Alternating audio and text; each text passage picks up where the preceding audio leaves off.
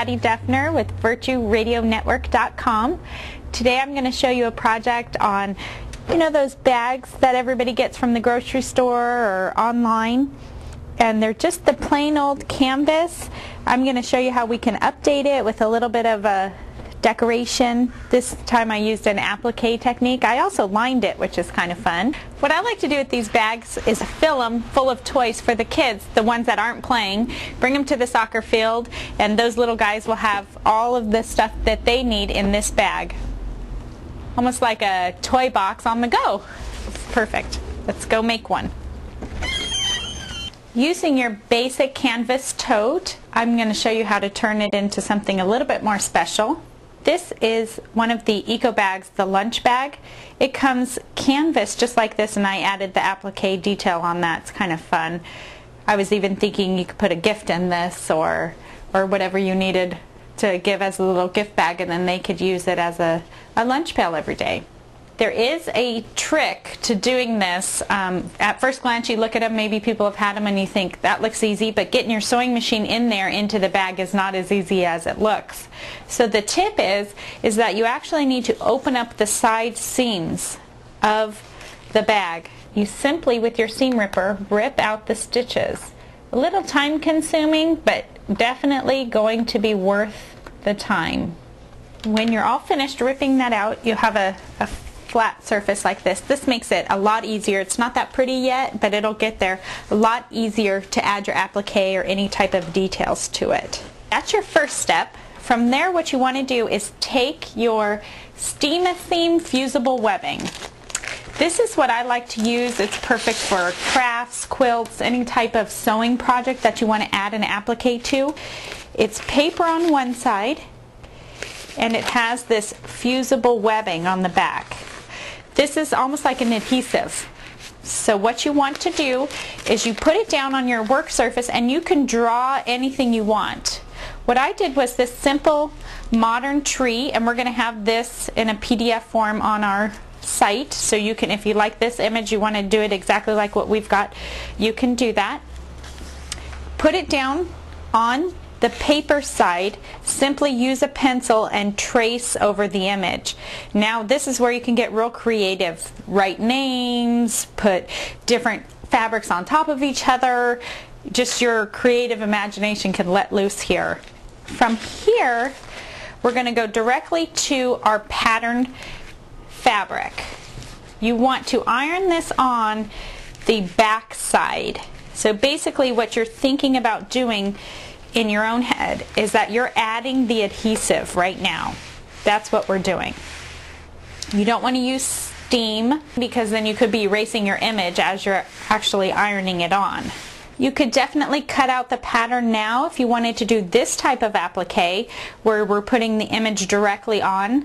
I've done this before for kids' birthdays. Put a big number 6 on her t-shirt when she's turning 6, or a big number 7. That's fun. But today we're doing something a little different. I like the size of this Steam-A-Seam and what size it came. Almost like an 8.5 by 11.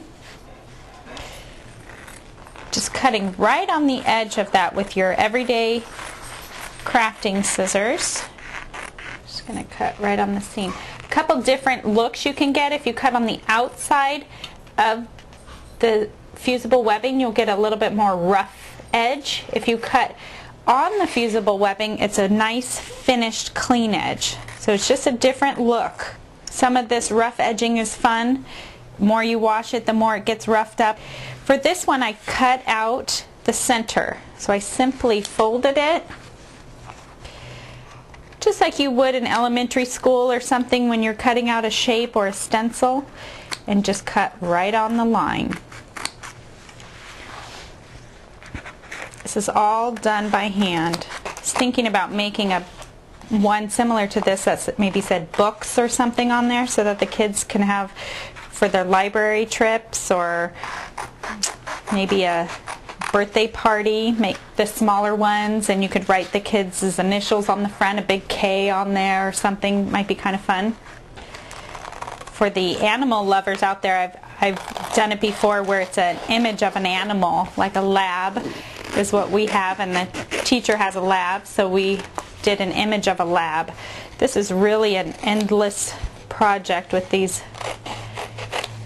bags that almost everybody has to bring to the grocery store nowadays.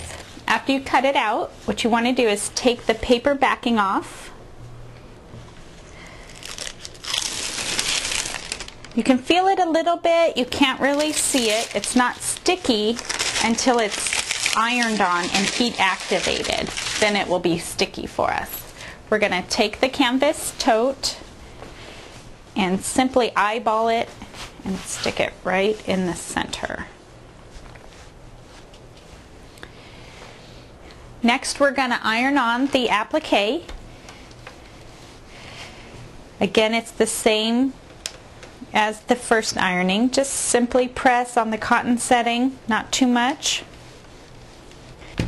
Now we're going to take it over to our sewing machine and we are going to sew around it. On my finished bag, I chose to do 3 different threads. I thought that would be kind of fun, just add some detail and color to it. You could definitely do that just to make it look a little bit more handmade and fun. I did the simple straight stitch again, but I actually kind of went a little bit weavy in and out just to play off the whimsical look of the tree and the whimsical look of the fabric.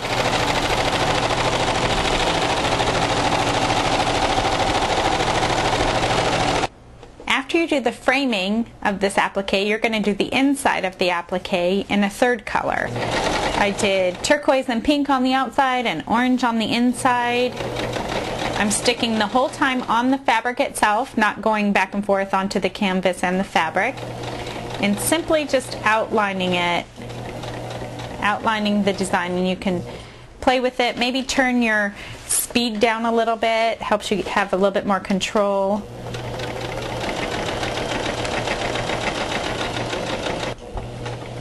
You always want your needle down when you're going to kind of twist and turn the fabric. When we are done with that, what we're going to do is line the bag. For the lining, what you want to use is your original canvas bag. Put down the lining fabric over top of it so that you know you have enough. You can either measure it if you want or just kind of gauge, and you want to trim it up. What we're going to do is make sure the 2 sides, the right sides are together, and now we're going to sew it up, leaving the top open. And I'm going to show you why in a second. After your lining is all sewn up, you want to sew back together your bag. So flip that through so the right sides are together again. Take it over to your machine and sew this all the way up from the top all the way down, just like you had originally when you first got the bag. After you get that sewn up, you want to flip your bag right side out. What you want to do is not flip the lining right side out. So let's just shove that right in there.